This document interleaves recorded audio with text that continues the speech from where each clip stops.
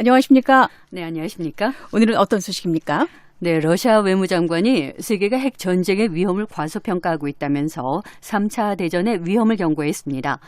미국이 오는 9월 솔로몬 제도와 상호 협력 강화를 위한 고위급 전략 대화를 갖기로 했습니다.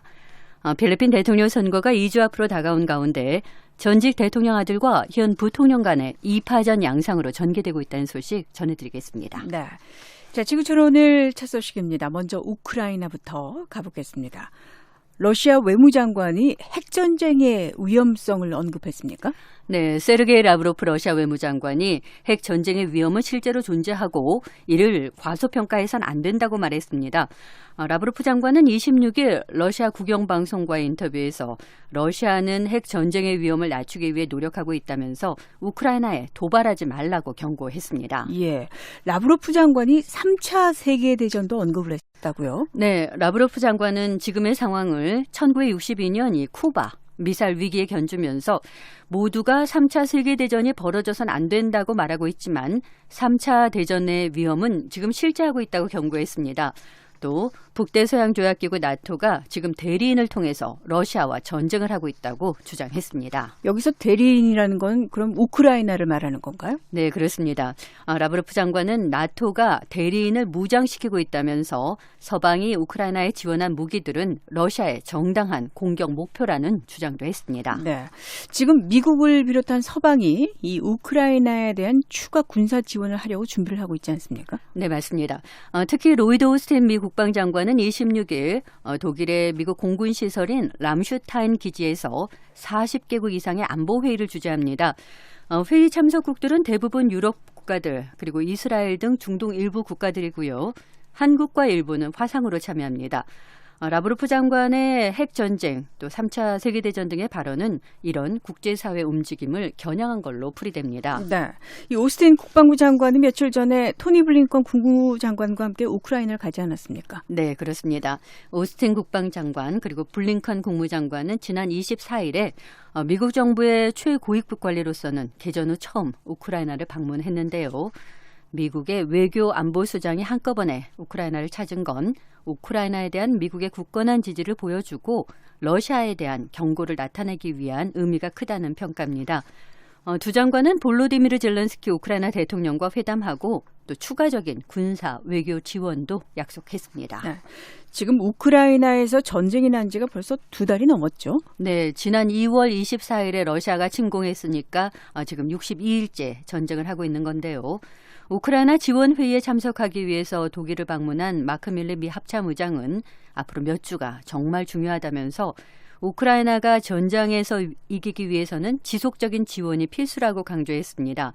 그러면서 그게 이번 회의의 참 목적이라고 덧붙였습니다. 네, 러시아가 지금 생각보다 고전하고 있다 이런 평가가 나오고 있습니까? 네, 개전이 2달 다 되도록 러시아가 제대로 주요 거점 도시를 장악하지 못하고 있습니다. 러시아는 지난주에 동부 돈바스와 남부 크림반도를 잇는 이 남부의 요충지인 마리우폴을 장악했다고 선언했는데요. 하지만 우크라이나 정부 또 마리우폴 시당국은 인정하지 않고 있습니다. 미국의 군사 전문가들은 많은 러시아 부대들이 병력을 손실했고 특히 일부는 최대 30%의 병력을 손실해서 전투를 치르기 어려운 수준으로 보고 있다고 로이터 통신이 전했습니다. 네, 미국의 토니 블링컨 국무장관은 러시아가 지고 있다 이런 표현도 했네요. 네, 블링컨 장관은 우크라이나 방문 다음 날인 25일에 폴란드에서 가진 기자회견에서 러시아의 애초 전쟁 목표가 우크라이나의 주권과 독립을 뺏는 것이었다면서 그런 목표에서 보면 지금 러시아는 지고 있고 우크라이나는 이기고 있다고 강조했습니다. 다른 나라에서는 러시아의 전력을 지금 어떻게 보고 있습니까? 네, 영국 국방정보당국은 우크라이나의 전황을 정기적으로 파악해서 공개하고 있는데요. 영국 정보당국은 약 15,000명의 러시아군이 전투 중에 사망한 걸로 추산하고 있습니다. 네. 네, 또 탱크 530대를 포함해서 약 2,000대의 무장 차량, 60대의 헬기와 전투기가 파괴된 걸로 보고 있다고 벤 월러스 영국 국방장관이 25일 말했습니다. 네, 러시아 쪽에서는 어느 정도 이 병력 손실은 인정하고 있습니까? 네, 러시아도 병력 손실을 인정하고 있긴 한데요. 하지만 지금까지 전사한 군인이 약 1,350명, 그리고 다친 장병은 3,800여 명이라고 주장하고 있습니다. 네. 자, 라브로프 러시아 외무장관이 핵전쟁 위협 경고를 했는데 이쪽에 대해서는 어떤 반응인가요? 네, 러시아의 전력 약세를 감추기 위한 거라는 관측입니다.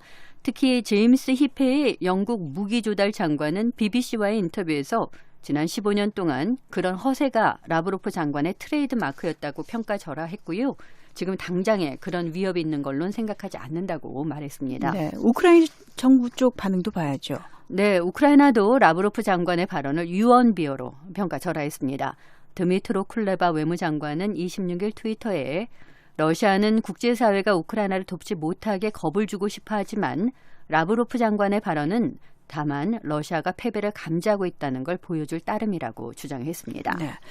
이런 가운데 유엔 사무총장이 러시아를 방문했군요. 네, 안토니오 구테우스 유엔 사무총장이 26일 러시아를 방문했습니다.